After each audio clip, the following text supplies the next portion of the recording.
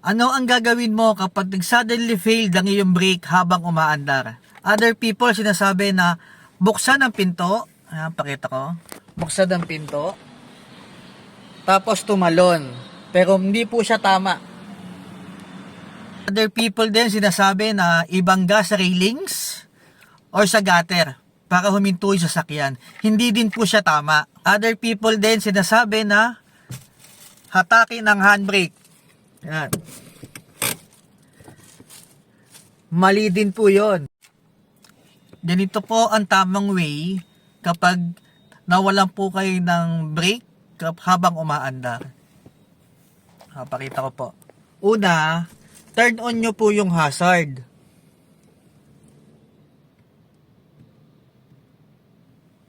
Second po, papakita ko po, hawakan po yung steering wheel. Hawakan po ng kaliwang kamay ang steering wheel. Then yung kanang kamay naman po sa handbrake. Yan. Ang gagawin nyo lang po, baba, angat, baba, angat, baba, angat. Hanggang sa bumagal po yung andar ng inyong vehicle.